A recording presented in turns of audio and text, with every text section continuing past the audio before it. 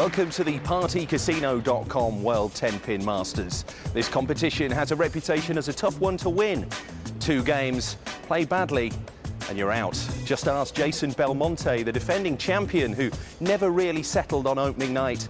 Movements in the crowd and relentless pressure from his opponent meant that the defending champion is on the plane home already. James Tidd played brilliantly to reach the quarterfinals on his birthday. This is how he did it.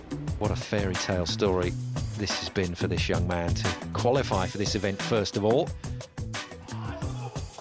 And with that strike to put out the defending champion, Jason Belmonte. James Tidd has picked up one hell of a scalp. It's no easy road winning the Masters. These are the best players in the world and they're all hungry to be crowned World 10-Pin Masters champion. The legendary Chris Barnes, one of the biggest stars on the PBA circuit, is here in the UK challenging for the title. Local hero Paul Moore, 3 times he's made the final, 3 times he's finished runner-up, an unenviable record and one he's determined to beat. B-Boy Rivera, one of the biggest names in the Philippines, where 10-pin is a massive sport. A couple of World Cup winners in Michael Schmidt and Oscar Palermo, and the cream of British women's bowling, Kirstine Penny. These really are the best of the best. This promises to be one of the most competitive Masters in years. Coming up, a clash between South African #1 Guy Caminsky and Dutch superstar Ghislaine van der Tol. Our second offering, one of those unique fixtures that only this tournament throws up. It's a battle of the sexes. South Africa versus the Netherlands.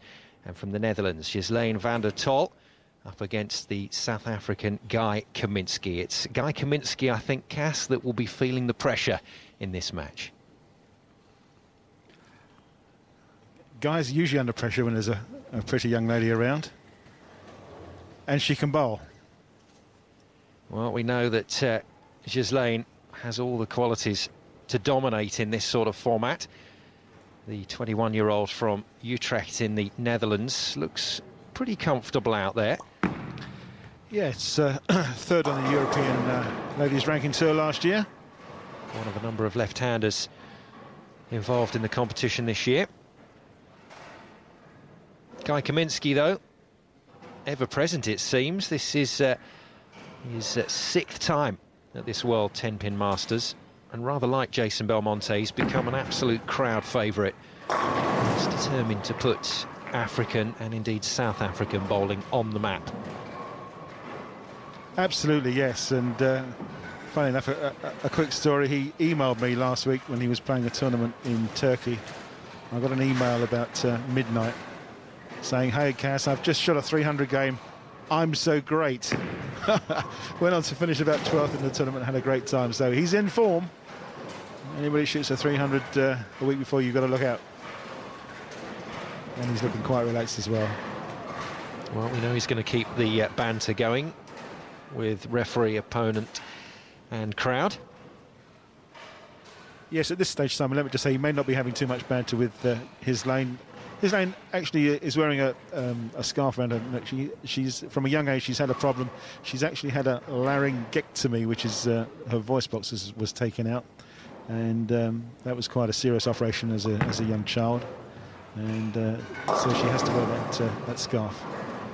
Ghislaine van der Tol, 21 years of age, from Utrecht in the Netherlands. Bowled that maximum 300 just 1 time, got a solid league average. And making her debut here at this partycasino.com World 10-Pin Masters. One of these amazing fixtures that this particular tournament throws up. Man versus woman, the battle of the sexes. And the women always come into this game saying that it's just great to have a chance to play against the men and to beat the men, and we've seen that happen on so many occasions here on this single-lane format. We've had 2 female winners in the past at the World 10-Pin Masters, Charlene Zulkifli and more recently Nikki Harvey of England. And will the Netherlands, in the shape of Ghislaine van der Tol, be successful this year? Well, if she's going to be so, she has to get past her first round opponent from South Africa, 30-year-old from Durban, Guy Caminsky. Caminsky, tremendously powerful bowler, and I think that sometimes counts against him. Really does throw some big revs out there on the lane, but if he gets in the groove, he's capable of delivering the big numbers, and has very recently bowled a maximum game. He would dearly love to do that on television here at the World 10-pin Masters, but it's not been a happy hunting ground, has it, Cass, for Guy Caminsky?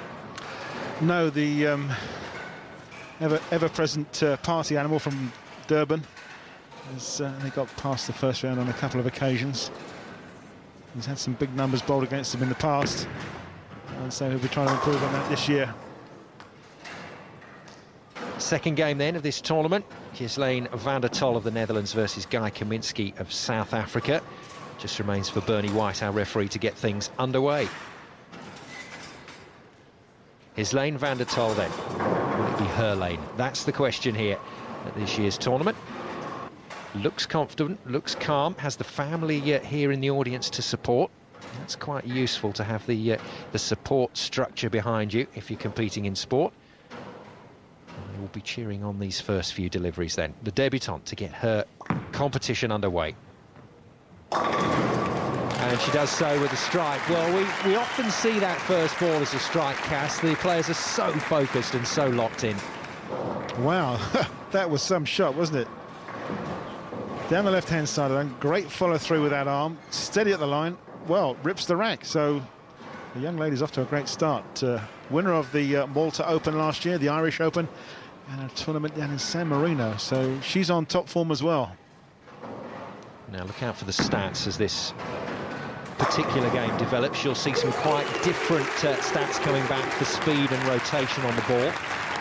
Caminsky will be exerting a little more power down that lane, but he's got to be accurate with it, and that's Guy's problem, consistency and accuracy on this single lane. Yes, you're right, Sam. This is a great shot, right up into the 1-3 pocket. A bit of a lazy temp in there, but the messenger may well have got it anyway. But he's got to stay relaxed and focused. Sneaky look at the replay monitor from Guy Caminsky to double-check how those pins went down. Ghislaine then with her second delivery. Oh, van der Tol flirting with the gutter there. That was way out wide. Wow, I thought that was going to go in the channel. OK, she's left herself a washout.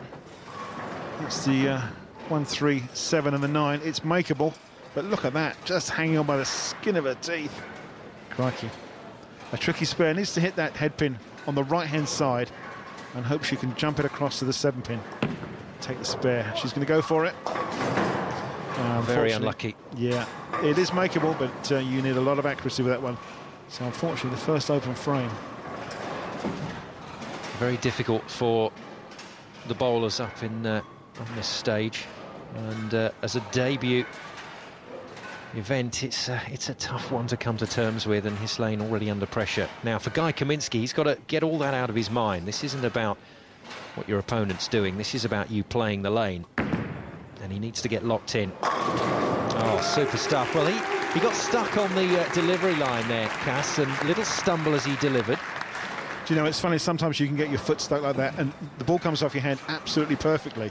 You get fantastic grip, and as the ball comes off, those fingers rip the rack. Put so much rotation on it, and of course it went straight at the pocket and struck. He just got no slide, did he? And came up short, but he controlled that very well indeed. Caminsky then starts with a double.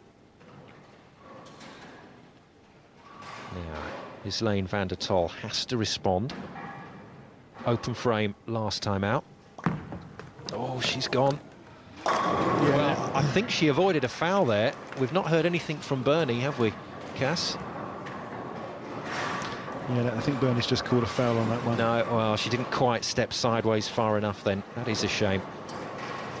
We've had it happen on a couple of occasions here at the World 10-pin Masters. A faller. Yes, just